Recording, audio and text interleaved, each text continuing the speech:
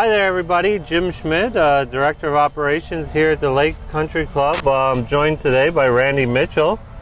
He's Director of Maintenance for Conserve Land Care, who is our HOA landscape contractor. They do the maintenance of all our landscape and all the common areas. So we're here today to talk a little bit about tree management and how we handle that here at the Lakes Country Club.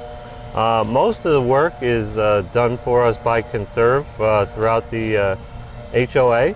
And Randy's here with us today because Randy is an ISA certified arborist. So what that means is Randy has taken the time to become educated in regards to tree trimming, tree health, and all those types of matters. He's passed a pretty difficult test takes every year continuing education classes to keep that certification up. So Randy is a tree expert, so he's out here to help us out today to explain a little bit about our tree management program. Randy, could you start us off with a little bit of just a general summary of what tree management is about? Well, here at the lakes, with such large and mature trees, they can really be such a great benefit to the landscape. They provide shade, they provide just a beautiful backdrop aesthetically. It really makes the property just pop.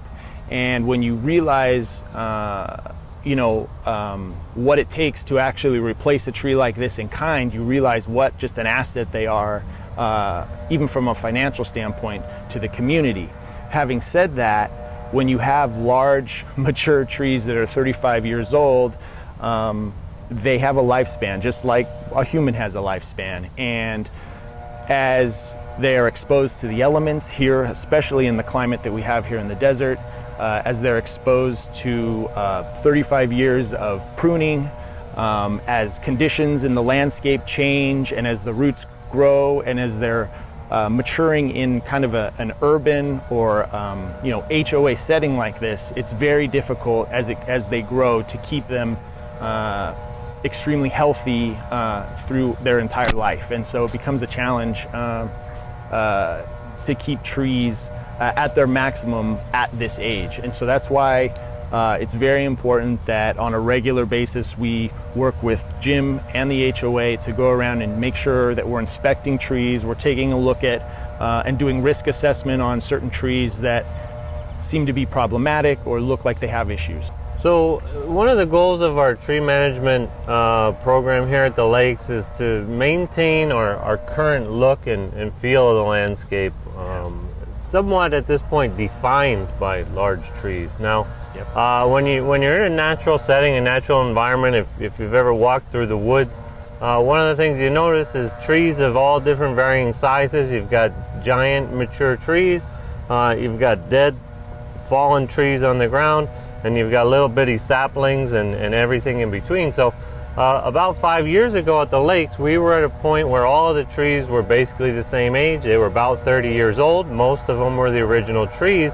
And we started running into the condition where a few of the species were reaching the end of their natural lifespan. The California peppers, the carobs, and a couple of other species were starting to fail. So in order to maintain our landscape concept, which is kind of defined by large trees, we need to be in a situation where we're removing trees as they fail and replacing as needed, so that as more and more trees fail over the next 5 to 10 to 15 years, we have younger trees that are going to take up those spaces. We're out here today standing in between 7 North and 8 North. Right behind us here is a large carob tree, which is similar in age to almost everything else out here. It's about 35 to 40 years old. And up until a couple of years ago, this was a tree that looked very healthy. We thought it was doing well. Just a short while back, we kind of got a surprise. We had this large trunk come down, and it kind of gave us some insight into what's going on in this tree. Yeah, you can see inside here, once this large portion of the trunk has gone down, that within here there's quite a bit of decay that has occurred. Now that's just going to happen as roots die, again as whether it be pruning or some of the changes that happen in the landscape, watering, it could be a factor of issues. But you do see some decay down here. If you even come around on this side of the tree, you see some additional decay that's happening here, these fruiting bodies. So these are all signs that this tree is in a little bit of trouble. Regardless of the canopy, that's kind of the trick of this. Regardless of what the canopy looks like, as Jim mentioned, this looks on the exterior and from a distance like a very healthy tree. But as you get up to it, you'll start to notice some issues that are going on here around the root system. So this is a tree now that we've lost this one trunk and we've seen what's going on underneath. This is a tree that we will go ahead and remove as we've become aware that there is significant decay underneath. It is a hazard to fall down. So this is a tree that we'll go ahead proactively remove.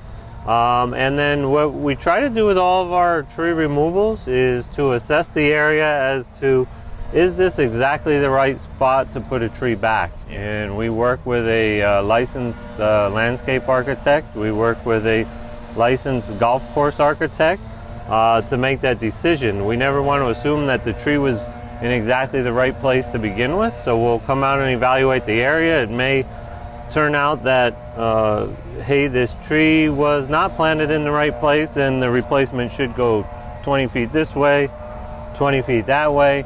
It may make sense to not put a replacement here for whatever reason. And again, that's evaluated by those professionals in those areas.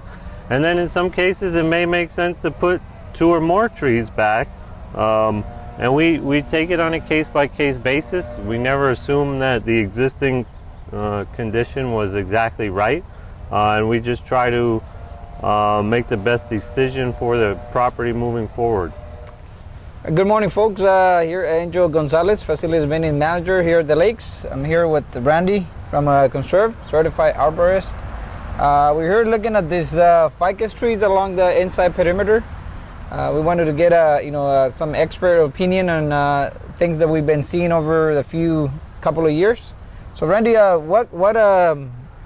we noticed a lot of these trees on property, and I know these trees are probably 30 something years old. Yep. Can you explain a little bit about the condition that we keep seeing? Yeah, exactly. So this is a perfect example of a ficus tree that we would take a look at and consider for action here. You can see we're here along Bouquet Canyon. This is a planter that's maybe, 3 to 4 foot wide. This is a 35-year-old ficus tree. Ficus tend to have very aggressive roots, and when this was planted 35 years ago, the idea was great. But here we are now 35 years later, and this is a perfect example of where a tree has outgrown its usefulness in the landscape. You can see a lot of burning here along the, I guess this would be the west side of the tree. This is going to be from years of sun exposure.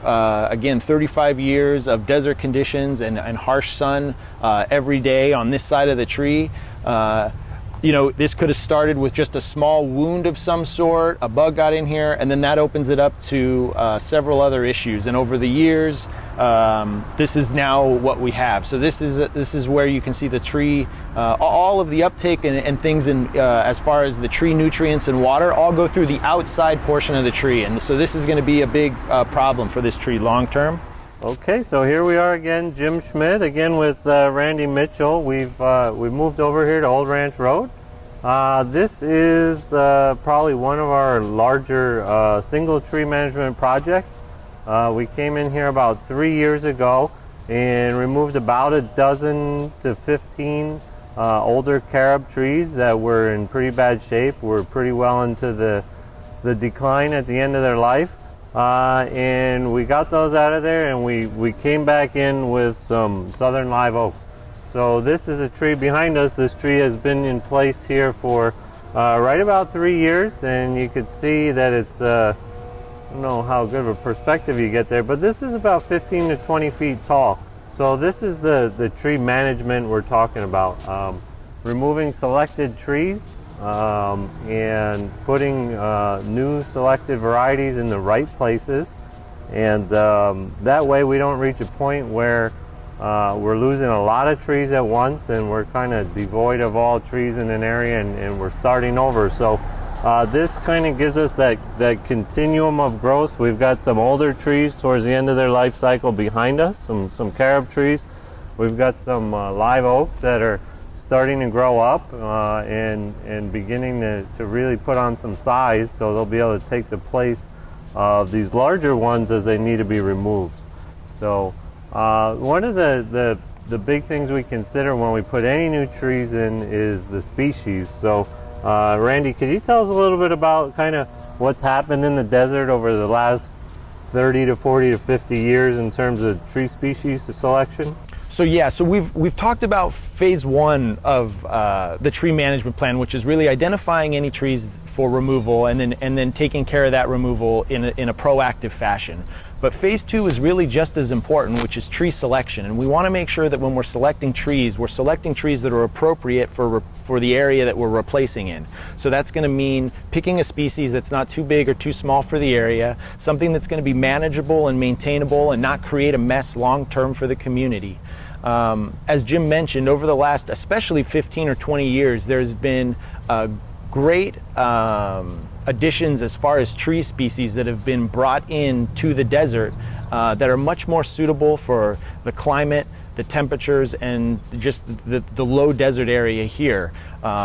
You can see the oak behind us that Jim talked about. This is something that's been introduced in the last 15 to 20 years here in the valley, and it's been a great tree. I know some of the other replacements that have been utilized around the community here have been olive trees. Both there's a Texas olive, and then you've got kind of your standard olive trees that have been used here. Those are great. They're a little bit more slow growing. They add some different color as far as the foliage, as far as kind of some light greens. They're not a very messy tree.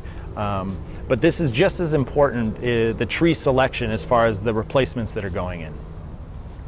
So 30, 40 years ago, 50 years ago, when they were building these communities, it was a little bit of trial and error when they were choosing tree selections. As Randy said, in the last 15 years, 20 years, there have been a lot more species developed and brought into the desert that are more appropriate. So some of our older original tree species, the jacaranda, the California pepper, and things like these, while they perform well in their native environments, have turned out to be not such great performers here in the desert. So as Randy mentioned, when we do replacements, we make sure we're using the varieties that have proven themselves to be the best. And some of the species that were on our plant palette before are being replaced by better performers. All right. So Randy, thanks for being here with us today. We look forward to the continued great job you guys have done for us on tree maintenance. Appreciate that, Jim. My pleasure. Thank you. Thank you.